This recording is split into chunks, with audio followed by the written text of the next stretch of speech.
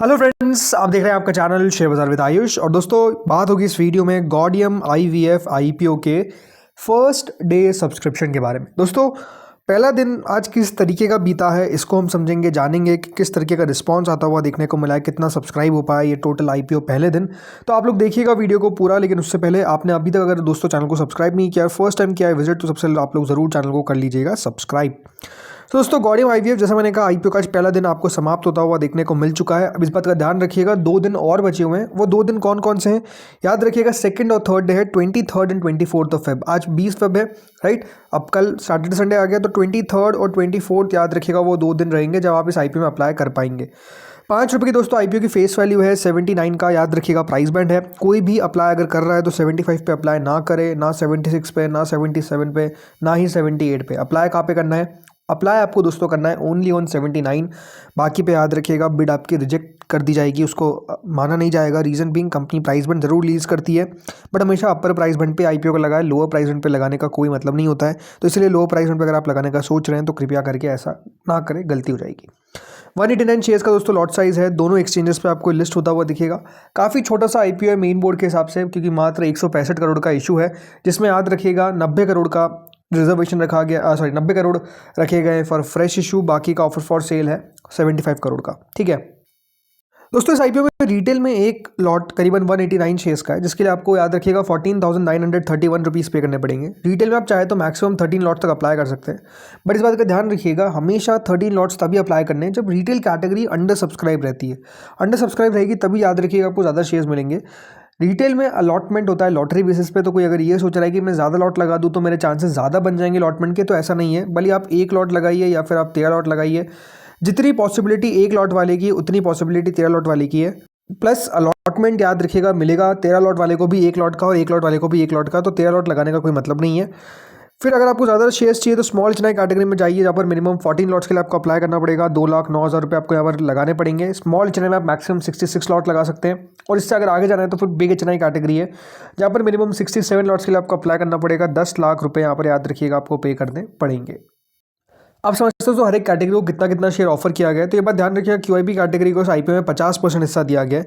इसमें 30% हिस्सा जो दिया गया है वो एंकर्स को दिया गया है, और 20% हिस्सा क्यूआईबी को दिया गया है। ये बात ध्यान रखिएगा, एंकर्स से ऑलरेडी कंपनी ने पैसा जुटा लिया है, तो 20% अब जो बचा हुआ हिस्सा है वो क्यूआईबी के पास गया है। जो टोटल एक्स एंकर, मतलब उसमें एंकर्स नहीं है।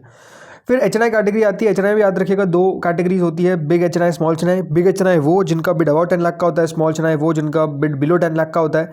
यहाँ पर दोस्तों टोटल 15% इशू दिया गया है, जिसमें 10% बिग एचएनआई को, स्मॉल एचएनआई को 5%। बिग एचएनआई में याद रखिएगा टोटल 789 अलॉटमेंट मिलेंगे, तो स्मॉल एचएनआई में 394 अलॉटमेंट कुल मिलाकर यहाँ पर मिलते हुए नजर आएंगे। नहीं, इतने अलॉटमेंट टोटल याद रखिएगा मिलेंगे।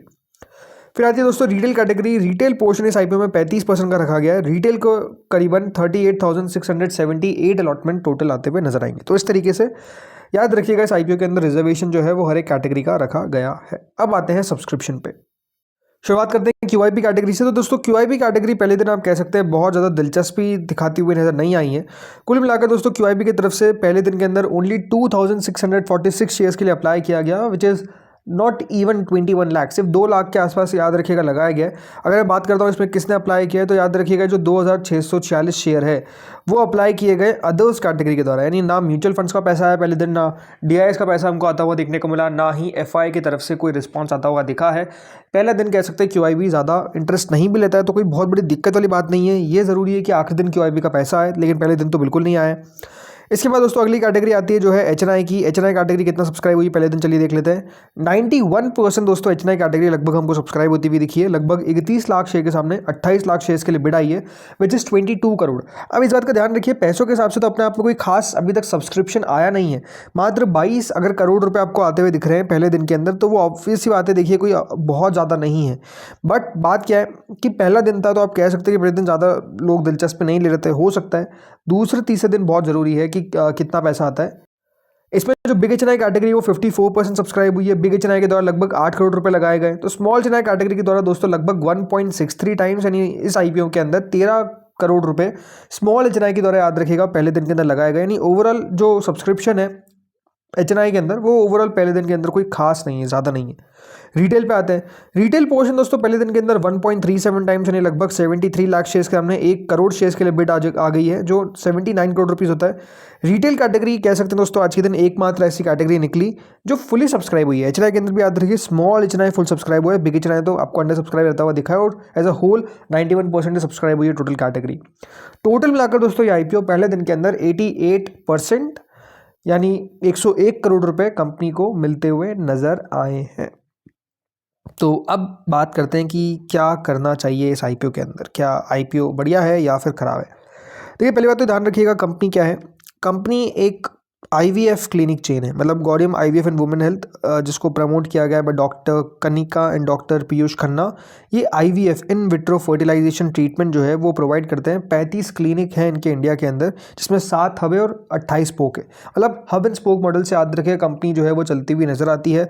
ऐसा भी नहीं कि कंपनी बहुत पुरानी कंपनी है, याद रखिएगा 10 साल पहले कंपनी ने अपना कार्यभार शुरू किया है, तो बहुत पुरानी कंपनी नहीं है।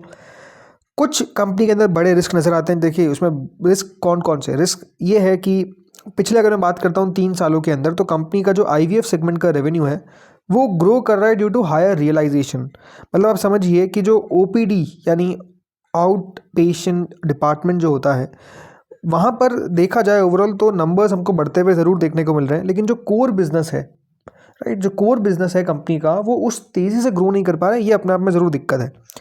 जो इनका फार्मेसी सेगमेंट है वो 29% याद रखिएगा रेवेन्यू का रखता है, वो 49 करोड़ हुआ है in first half of FY26 as against 4% in FY24। तो ये बात ध्यान रखिए कि जो इनका फार्मेसी सेगमेंट का रेवेन्यू है वो लगातार आपको तेज़ी से ग्रो करता हुआ दिख रहा है, ये ऑलमोस्ट आप कह सकते हैं। बाकी डेटर्स कंपनी के लगभग 13-14 करोड़ के आसपास हमको नज़र आते हैं, जो 51 करोड़ थे, मतलब 13 करोड़ याद रखिएगा जो थे लगभग 31/3/2024 में। और ये हुआ क्या है कि डेटर्स लगभग दोस्तों अब 13 से 51 करोड़ हो गए, 51 करोड़। तो ये जो डेटर्स है इनका भी तेज़ी से बढ़ना थोड़ी सी दिक्कत वाली बात है। मतलब इतना ज़्यादा डेटर्स आउटस्टैंडिंग होता नहीं है इस बिज़नेस के अंदर जो कंपनी ने करेंटली रख रखा है। EBITDA मार्जिन कंपनी की अगर देखा जाए तो वो भी लगातार कम हो रहे हैं। मतलब EBITDA मार्जिन कंपनी का 45% था याद रखिएगा FY23 में, और अब 38% हो गया in the first half of FY26।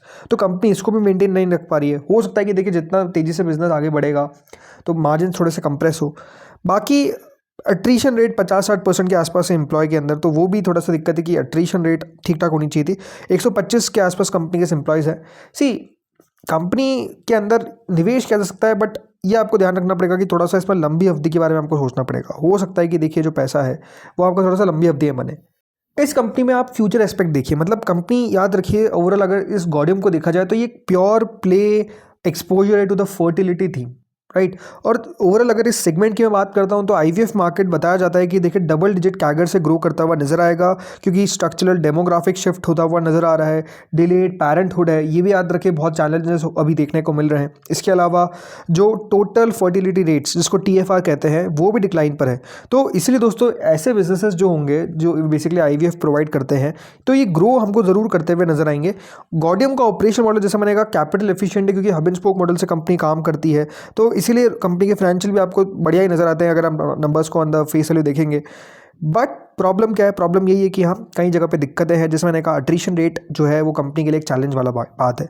बाकी अगर मैं बात करता हूँ कि इस IPO में पैसा लगाना चाहिए, एक दिक्कत क्या है कि देखिए स्मॉल साइज़ IPO है, राइट। तो स्मॉल साइज़ में होता क्या है कि देखिए सब्सक्रिप्शन तो अपने आप में मैटर करता ही है, बट लिस्टिंग पे कहीं भी लिस्टिंग हो सकती है। जहाँ पर भी याद रखिए सप्लाई डिमांड का खेल हो जाएगा, मान लीजिए कि सेलिंग साइड पर सप्लाई ज़्यादा आ गई तो तेज़ी से नीचे जा सकता है। तो ये हमेशा एक दिक्कत रहती है, इसलिए इस कंपनी के अंदर अगर आप निवेश कर रहे हैं तो उस हिसाब से आपको सोच के चलना पड़ेगा। बाकी अभी जो GMP है वो लगभग आप देखिए 8 रुपये के आसपास चल रही है। कल 8.5 रुपये थी, उससे पहले 12 रुपये थी, उससे पहले 15 रुपये थी। तो रोज़ GMP में भी आपको एक डिक्लाइन फेज देखने को मिल रहा है।